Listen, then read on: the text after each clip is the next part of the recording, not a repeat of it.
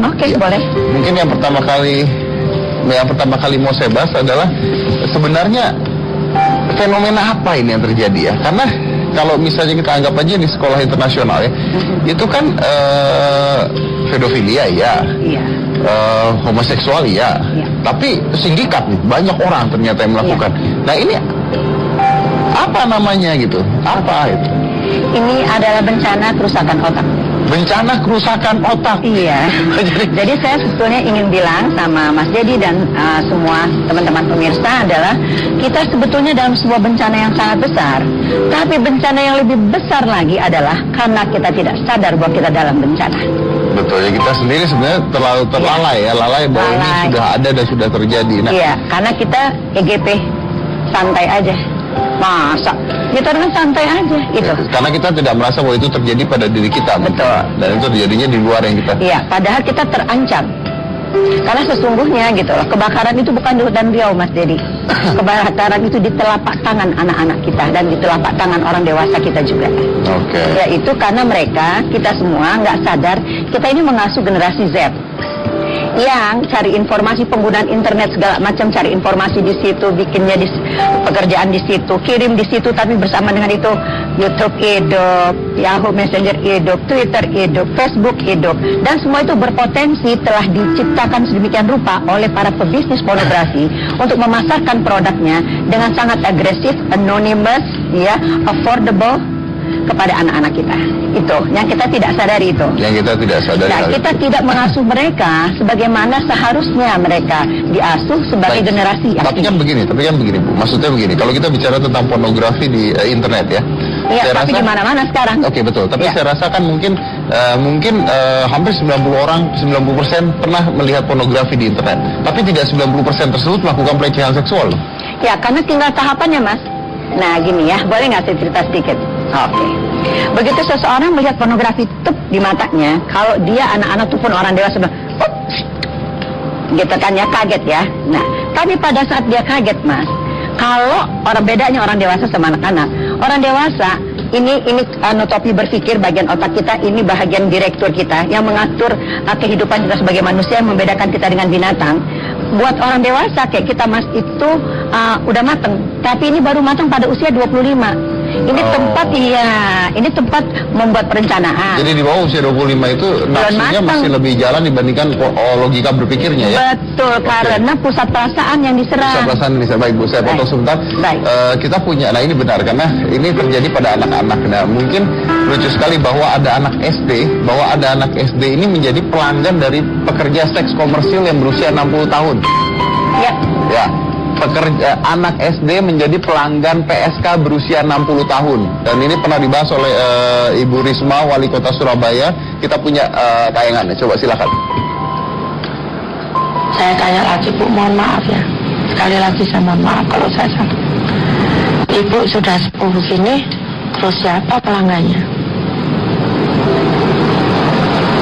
Itu yang membuat saya kemudian tergerak. Tapi mungkin itu Tuhan membukakan saya begitu. Siapa Bu pelanggannya? PSK usia 60 tahun. Anak SD SMP. Anak SD? Karena dia punya uangnya 1.000-2.000 diterima sama dia. Waduh. Ya, banyak sekali Mas sekarang. Usia 60 tahun PSK. Bukan, maksud saya bahwa anak SD melakukan kegiatan seksual itu luar biasa banyaknya. Cuma itu tadi ya, maaf ya Mas ya. Kalau JIS aja semua tersorot ke situ.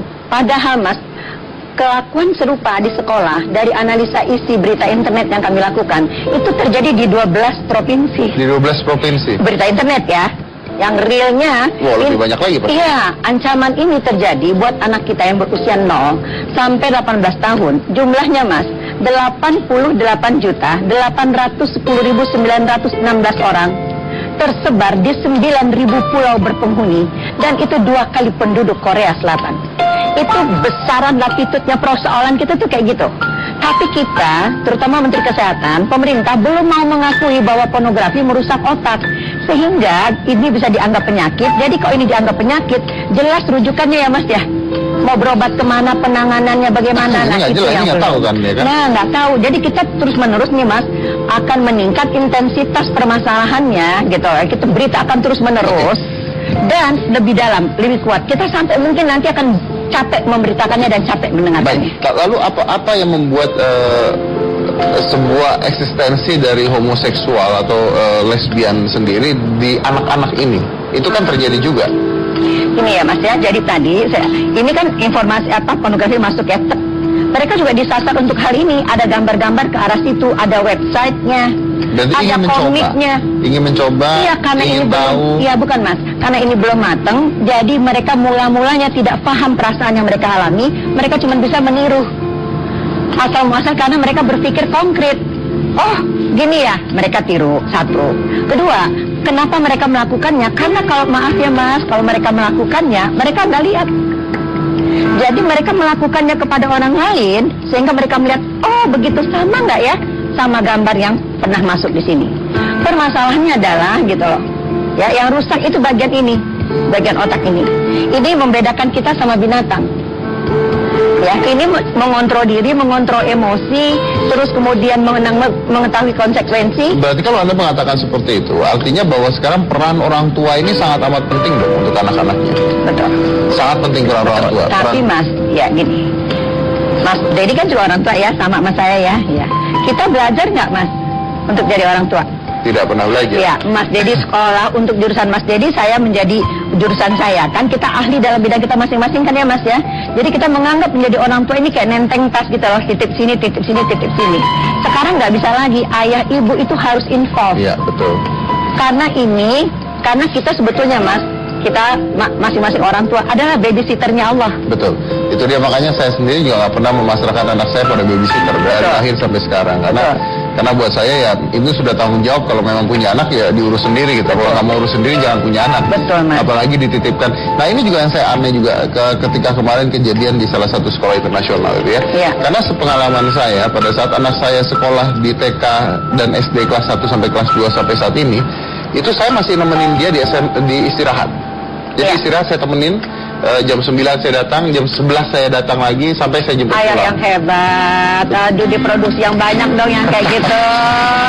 Hebat mahal ini ayah mahal nih. Tapi maksudnya kan sebenarnya orang tua tuh sebenarnya boleh loh nemenin anaknya ke sekolah Kalau pada dia saat mau. TK dan Kalau SD. dia Kalau mau, ada. betul. Kalau Iya, mau kan sebenarnya kan. Iya. Tapi mungkin karena kesibukan dan sebagainya, kelalaian akhirnya terjadi peristiwa-peristiwa seperti ini ya. Tapi itu bukan hanya soal kelalaian, tapi masalah kebijakan sekolah juga. Saya mempertanyakan banyak sekali kalau kasus Mas. Ya begini ya, guru aja dulu ya, guru. Letak itu ya. Saya pernah mengajar TK di Honolulu ya, Hawaii. Iya, saya pernah menjadi guru TK.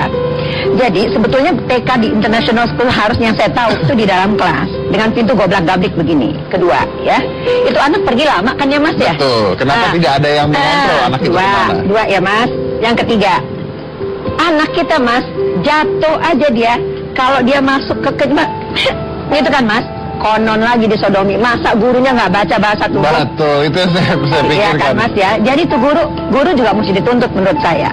Kemudian yang sekarang dilepaskan oleh polisi adalah perempuan yang pertama sekali melakukan itu kepada anak itu. Hei kamu pipisnya berantakan ya, kamu mesti dihukum. Gitu. Terus baru dia telepon pelaku. Kenapa yang ditangkap cuman pelaku bukannya di otaknya? Keempat ya, banyak sekali ini sebetulnya. Mereka siapa ya? Sindikat bukan? Berapa anak sudah dilakukan, berapa lama, di berapa sekolah, gitu loh. Siapa di atas mereka? Karena itu kan outsourcing international company loh, ya. Jadi banyak sekali rangkaian. Berarti harus bertanggung jawab kan? Nah, karena kalau mereka bisa masuk situ berarti HRD-nya saja nggak jelas kan? Nggak cukup, iya. Tidak cukup kan? Semua pihak sampai pimpinan sekolah. Saya mendengar kemarin ada dari KPI juga mengatakan bahwa ini bisa jadi kemungkinan sebuah sindikat yang memang memasukkan orang-orang berpenyakit pedofilia dan sebagainya ke sekolah-sekolah untuk merusak generasi bangsa kita. Mungkin nggak itu terjadi? Mungkin itu terjadi. Ya sangat mungkin. Karena apalagi dengan berita FBI ya. Betul, ada berita FBI juga kan masuk. Sekarang gini ya Mas ya, saya hanya ingin menyampaikan kepada saudara-saudara kita yang menonton kita kali ini, satu, kalau orang hanya melihat pornografi Mas, yang rusak cuman di atas alis kanan mata, sehingga membuat kelakuan berubah tadi seperti gambar tadi. Pelan-pelan sebetulnya kita sedang bertransisi dari manusia ke binatang. Tapi kalau karena kerusakan ini dia minta lagi pornografi itu, begini nih Mas, adiksi. Begitu lihat kita udah kecanduan. Betul. Karena hormon yang keluar cairan otak yang keluar di kepala kita adalah dopamin. Setelah itu Mas, dia terjadi desensitisasi. Kalau lihat gambar A, dia nggak mau lagi lihat gambar A. Dia meningkat menjadi gambar B. Setelah gambar B nggak sensitif lagi, terus ke gambar C. Jadi, ujungnya acting out. Acting out. Dah. Kalau dia rusak ini saja, ya, dia mungkin jadi penikmat, maaf ya, masturbasi. Ya. Tapi kalau dia dan atau nge-seks, karena udah nggak tahan, ya, itu kemungkinan yang dia lakukan apa Mas? Kalau udah rusak ini, incest. Incest. Itu harus teman-teman, saudara-saudara kita semuanya ini di seluruh Indonesia harus tahu target akhir dari pornografi adalah incest. Satu, kalau dia udah berani melakukan hubungan kelamin dengan anak yang lebih kecil, adiknya kah, kakek sama cucunya kah, ayah dengan anaknya kah, paman dengan keponakannya kah, Allah rusakkan otaknya di 5 bahagian. Mungkin bisa keluar itunya, badannya. Jadi pedofil itu rusak otaknya di 5 bahagian. Kalau dia terkena pula dengan narkoba lebih dulu 3 bahagian, berarti 8 bahagian. Orang itu Mas berada di sekitar kita, permisa itu lihat ya. Dan kita tidak Dan kelihatan. kita tidak bisa lihat bedakan dia karena wajah binatangnya tidak tampak. Oh, waduh, luar biasa.